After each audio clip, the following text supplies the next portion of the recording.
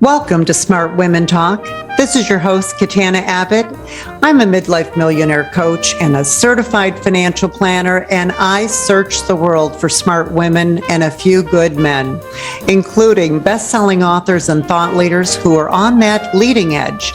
So join us for conversations on money, business, health, and inspiration, so you can live with more purpose, passion, and prosperity. Hi, everyone. This is Katana Abbott. I want to welcome you to Smart Women Talk. All of us experience pain and adversity in our lives. And my husband, Mark, always has this saying that God gives us each enough pain to keep us all human. We know how adversity is how we learn and grow. We hear that all the time. It's what makes us strong. And I call it going into the rabbit hole. But getting to that other side is where the difficulty comes in. And that's when we need to surround ourselves with support, with mentors, with loved ones, with the higher power that we have. This is what keeps us focused and strong during that journey. Now, even when the journey is finished, the Hindu monkey god Hanuman has a saying, and he says, it's something like this, that if you don't like the ending, then it's not over. So even when you think you're finished, if you don't like the results, in many cases, you still have more choices. Today, I'm really thrilled to be having a conversation with my dear friend, Marilyn Kier. And we're going to actually be sharing her story, her personal story about overcoming financial, emotional, and physical challenges that any of us would have been devastated with, and how she got through to that other side. So we're going to be sharing things like how fears might be holding you back from achieving your goals, how having faith in the universe or a higher power can really help you, and the feeling of freedom that comes by using your special gifts to help others, because we all have special gifts. So just tell you a little bit about Marilyn. She is a board certified orthopedic massage therapist and has been interviewed by Forbes, USA Today, and a lot of other publications. After graduating summa cum laude from Northeastern University, Marilyn enjoyed a 15-year career as award-winning video producer. To pursue her passion, Marilyn also received a degree in wellness and massage therapy in 1996, after which she founded Wellness at Work. And within 2 years, the company grew its services to service 50 corporations with on-site massage and wellness programs.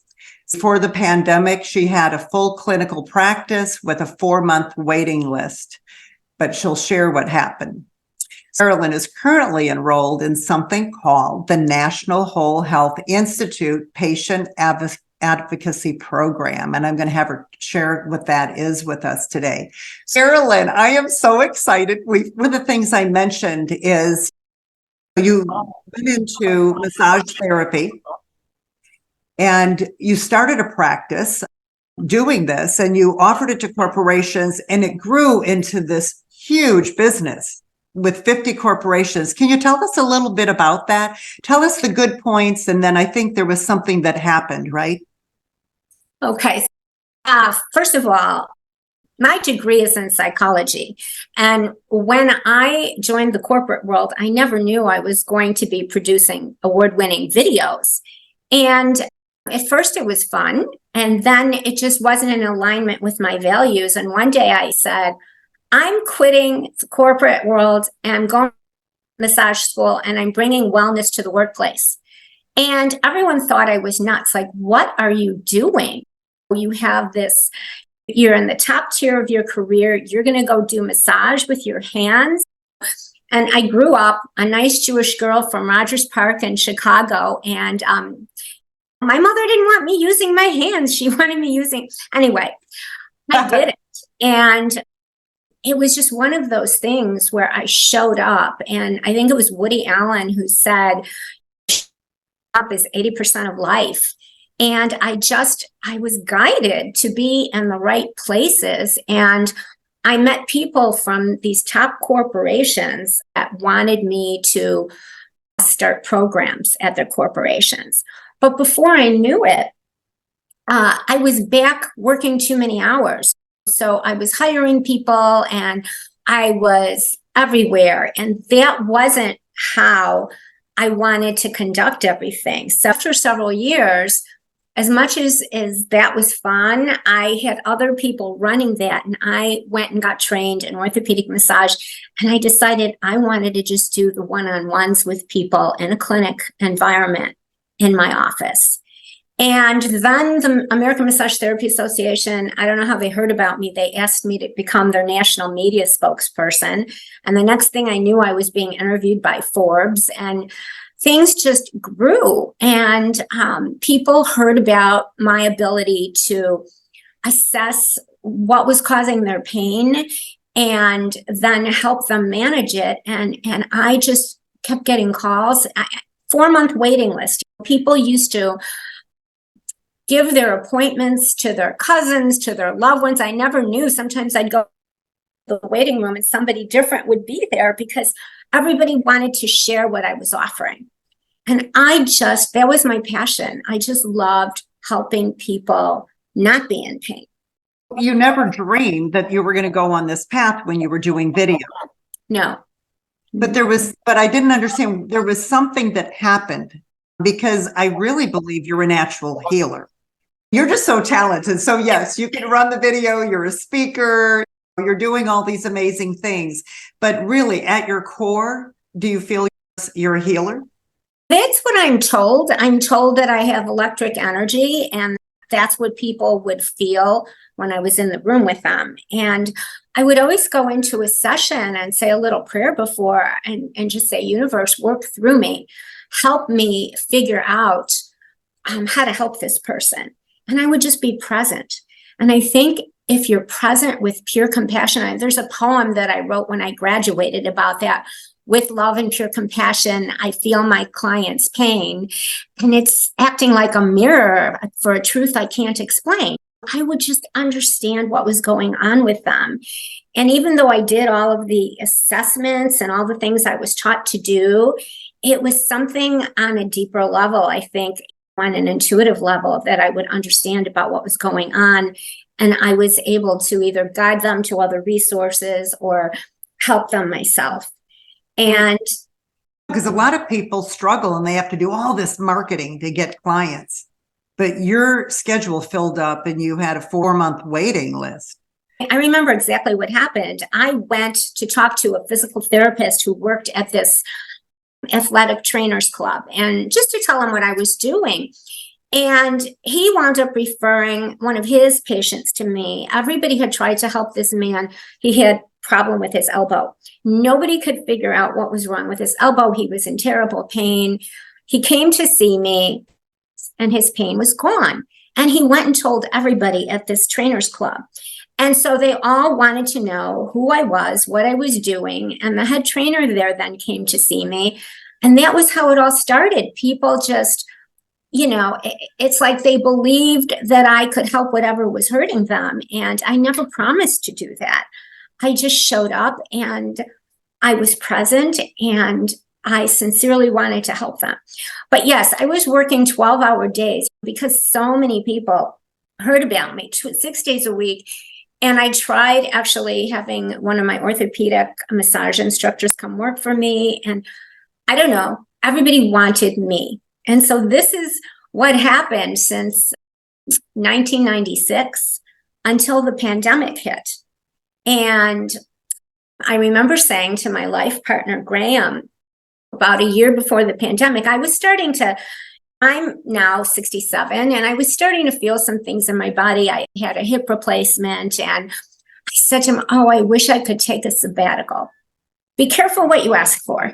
Because I then got my sabbatical unexpectedly when the pandemic hit. And I was given 1 day's notice. In Illinois, our governor had a mandate that my type of business could not practice. And certainly I understand that because nobody knew how contagious this was. And a lot of the independent massage therapy companies and a lot of hair salons, nail salons, those kinds of businesses all had to close for a year and a half. And at this point, I was operating on the thought that I had to save $2.7 million to retire. That's why I was working so many hours. This financial advisor had told me that's what I was going to do. There was no way that I had tried working with other therapists and all that wasn't how I wanted to do it. And you could only charge so much for a session. And that was what I was thinking. Oh my God, I'm never going to reach 2.7 million. And so then when the pandemic hit and I had to close my business, and I didn't know if I was going to qualify for a PPP loan. I didn't know how I was going to manage. I still had a lease. I still had all these expenses. I had a part-time employee. I also had a life partner who had congestive heart failure and he had a diabetes. And I knew that if we went places, he wouldn't make it if he got COVID. And it was just a really scary time. And I tried to use that instinct I have to just not give up and to pivot. I come from Holocaust survivors, and my parents were the only two people in each of their families who survived, and decided I was going to try to do massage online somehow. And instead, I started a newsletter, and my clients, I had a 90% open rate for this newsletter. They loved my tips. They wanted my hands. They did not want to do massage online. I decided, okay, I'm going to create a video summit. Now, mind you, back when I was doing videos, I didn't have to do the technical part. That was way before the internet back in those days. That's when you hired a camera crew and a sound crew and lighting people, and you went into an editing suite and you had an engineer doing everything. All I had to do was talk. But here, I had to learn how to set all this up online, and I didn't know what to do. And at my age, I'm thinking, how am I going to learn all this? And then who am I going to get to participate? Nobody really knows who I am outside of the massage world. And somehow I just started contacting people, and I created a summit called Activate Your Joy Muscle. And I got all these wellness experts and doctors. And for a first-time summit, it was really successful. I had about 1,200 people sign up who didn't know me. I got some of these experts to write to their audiences and invite them. And so during this time, I was going to go on and create a whole new thing online. I had never even been on Facebook. I hated social media. And I'm like, how am I now going to turn into a social media queen? And in the middle of this, I just developed some health challenges. And I couldn't understand what was happening. I think all of the stress, even though I was trying to pivot and do all these things, I think all of the stress was internalized. I developed a squamous cell cancer on my scalp. I had this terrible pelvic floor issue. I also had a fatal hernia that came up. I had to have all these tests because there was some internal bleeding that I noticed. It was scary. I had to go to the emergency room. And all these things were happening. And so I could not continue with what I had started with the Activate Your Joy Muscle. And I said to my life partner, Graham, what am I going to do? And this, while I was navigating all of these really scary health challenges, I had an abscess. They thought they were going to have to do surgery. I developed a vascular problem. It was one thing after the other. And I knew that I was out of alignment somewhere, but I didn't know where. And then I couldn't reopen my business even after they lifted the mandate in my state because Graham, my significant other, the doctor, his cardiologist said if he caught COVID, he would be dead in a week. I kept going, trusting the universe that this was all happening for a reason and I was going to somehow survive. And the Social Security kicked in, and then I just kept going along every day, believing in some higher power. I remembered there was a story when I was consulting. This is the thing I come back to every time I'm scared. It's knowing that the universe is on your side. So this young consultant, the youngest one on the team. I wasn't even 30 years old, and it was an international consulting firm. It was employee benefits consulting. And my boss was the head of communications. And she was going to speak to all these professionals who were flying in from around the country. These were ESOP consultants, employee stock ownership plans. They were flying in from all the offices around the country to O'Hare Regency. And she was going to tell them what should be in a great communications plan for a new kid on the block. I'd been there 2 months and said, Marilyn, I can't go. One of our top clients has an emergency. I want you to go speak to these consultants. And I said, well, do you have your speech written? And she said, no, I was just going to wing it.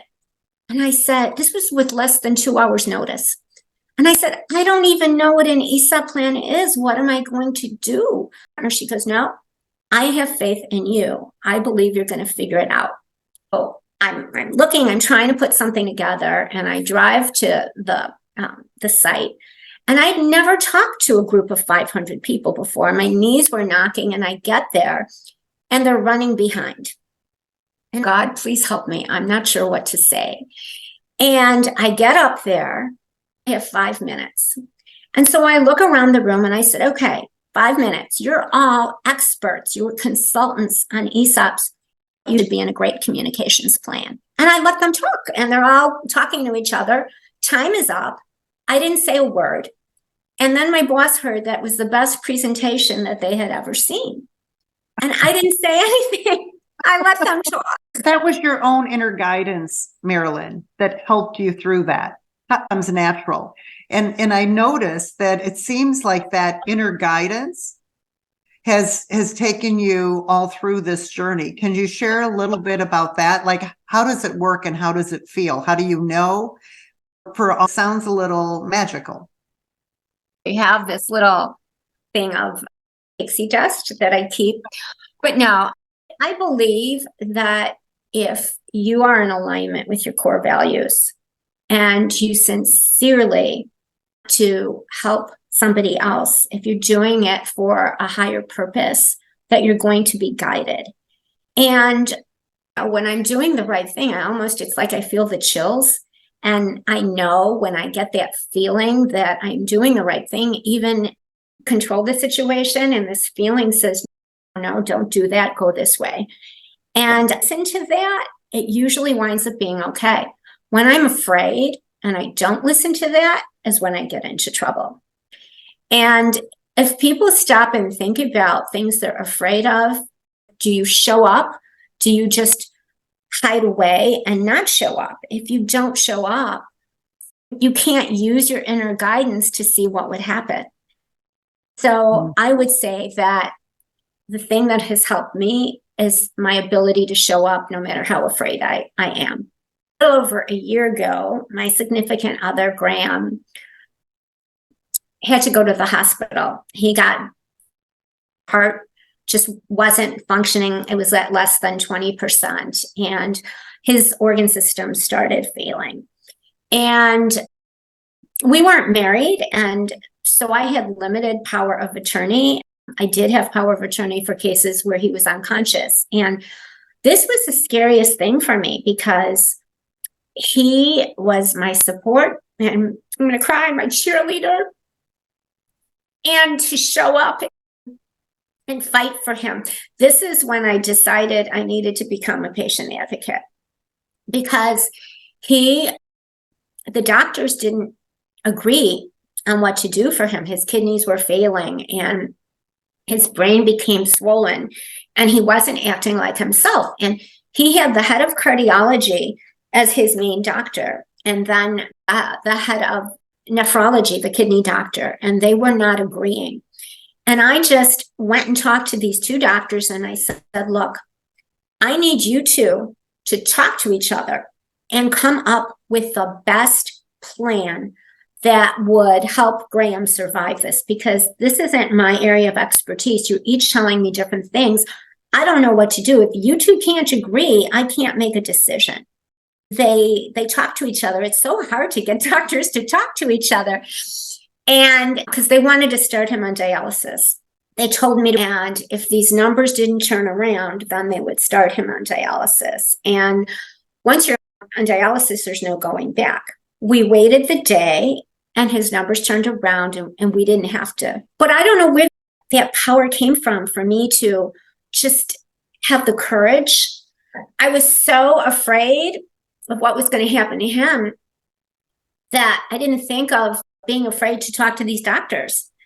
I didn't think of myself as not being there. I just approached them with all the strength and courage that I could possibly muster. I happened to see the cardiologist not too long ago, and he said to me, "Oh, you were really good at that." And it was nice to get that confirmation. What happened with Graham, he did get released from the hospital. His brain was no longer swollen. And then he did not want to go to the rehab center. He wanted to come home before I had any help. That was difficult because he really couldn't walk. He finally decided to go to the rehab center, and he did wind up passing away. None of us could change the heart failure at that point. And so then I was faced, I don't have a lot of family. It was still a time when COVID was not truly over and we couldn't have a large funeral. I had to do all this planning and I wrote the eulogy, and then I had to face life. What's my life now? Because I hadn't gone back to my business. And that was, Graham was my number one love, and my business was my number two love. And I lost all of them at the same time. I had this whole client base that I kept professional boundaries, but that was how I nurtured my social interactions, because I would love working with these clients. I had lost a lot of personal friends because I never had time for them. And so after he passed away, I had to figure out, okay, now what? My best friends were out of town, and I just started trying to figure out what my third act would be. And I found this patient advocate program, and people started coming to me and asking me to help them with their doctors. They wanted me to do massage. I decided I wasn't going back because of still some health challenges. And one of my clients said to me, "I'll hire you right now to be my patient advocate."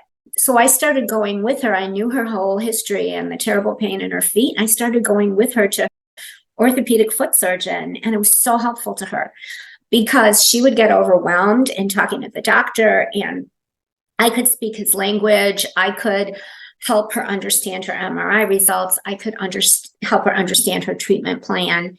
And it just started happening naturally like that. Before I've even completed my program, people are coming and asking me to help them. Marilyn, I'm going through major health challenges right now myself, and you have been there for me, guiding me, and it's made all the difference. And so we're not together in person, but just having you there interpreting things, and then you don't tell me what to do, but you give me little hints and you keep guiding me. And because of that, I was able to uncover research that in an individual, a doctor, that I don't think I ever would have found. And I'm just so thrilled. So tell us a little bit more about what a patient advocate is. Now, you're not certified yet. You have just a little bit more to go. Yes, can help somebody else navigate a health challenge. Even if I help one person, I feel that I will have served the universe well.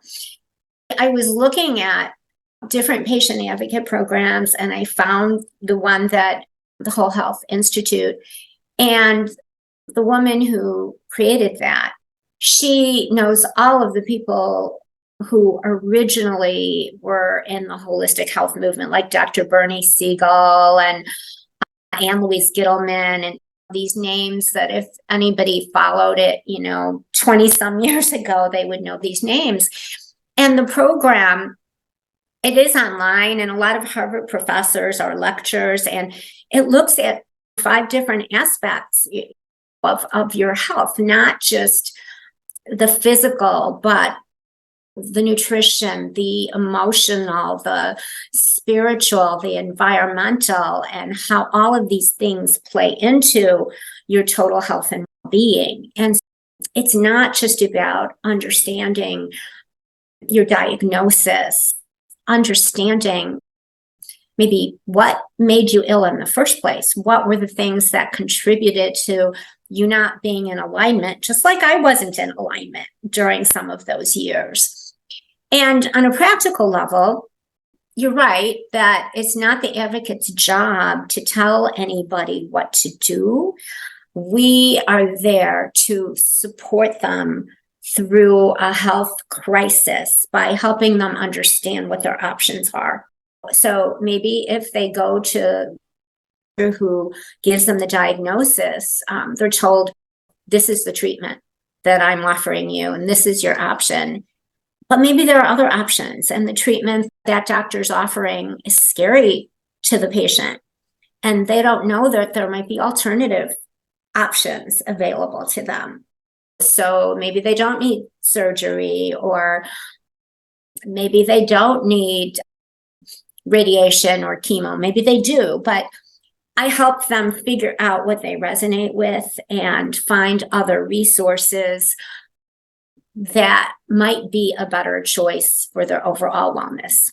Yeah, it was interesting because you kept using that term too, that phrase about, it's interesting that that particular doctor or treatment, it's resonating with you. How important is that? Because I know in one of my meetings with the doctors, I did not like any of the options. And she said, well, that's what we offer here. And so I said, thank you so much. And then I met with you, but I had to do a lot of research. And then I found other options, which it's like a miracle, because I don't know that I really would have done that. But how important is finding, because one of the things we're talking about here is faith. Is that important to have faith in the option? Because so often I think there's fear about treatment plans, let's say, and then we just go, I have no other options, I'm just going to do that. And we don't feel good about it. How does this idea of finding something that really resonates with you and that you believe in? I think that's critical, because the brain works in amazing ways. And there's a concept some of your listeners may know about called neuroplasticity of the brain. And when you truly believe in something, when it resonates with you, and when you can see an outcome and act as if it's already happened, the brain creates that. And if you don't resonate with the people who are treating you, if you don't believe it's going to work, the brain will also create that. I have a really good story about that as well, how I learned that. Back when I was in the corporate world, they sent me, of all things, to a Tony Robbins seminar. And it was one where you learned how to break a wooden board with your hand. And I had never done anything like that. I'm a petite woman. At the time, I was barely 100 pounds, I'm 5'1". And he tells us what we're supposed to do. What you do is write on the other side of the board what you will achieve if you break through. What is the freedom? What is the thing in your life that you really want, that if you could have this, everything would be great? And so I wrote down what I wanted. And he says, at the time you go to hit the board, don't see the board as a block. Just look through it to the other side so you get what you want. So I said, okay. I did it first time and I broke the board. And yes, it was a real wooden board. And everybody in the room just looked, because I was this little petite thing and I could do it. I didn't see it as a block. I wasn't afraid that I was going to hurt my hand. And here are these big guys. They work out. They couldn't do it because they were afraid. And it's the same with everything. I keep that board to remind me is to look past the block. And so when you're faced with an illness, if you figure out how you want to be well, what it's going to look like, and believe that you can get that. Don't see it as a block. Believe that these people, there's a group of people who are honestly there to support you. Your brain is going to see the outcome you want, and you're resonating with it, and it'll help you break through and get to the other side. I firmly believe that. Oh, that's fantastic. What else that you'd like to share with, like a tip, or what is there anything we've missed? I think when you're faced with a big fear, you tend to worry about the future, or you think about what happened in the past. What somebody taught me to do was to just stay present, because in the present moment, you are always safe. One moment becomes the next moment, becomes the next moment. And so if you can just stay present, believe that you are safe, and believe that you are supported, I think that's the first step. Yeah. You have to show up for that present moment. Yeah. And I call it feeling safe and loved, that you feel, in this idea of being present. I think that's so powerful. So, Marilyn, I believe there are many listeners or watchers from YouTube that are thinking they would like to contact you. I know you don't have a website up. Is there a way they can contact you? I know you do have the Facebook group. I don't know if that is open for people to come and just connect. The Facebook group was for Activate Your Joy Muscle, and that was a private group. But they can contact my email. So I will just say it, and I'll say it twice. Marilyn K at wellnessatwork.net.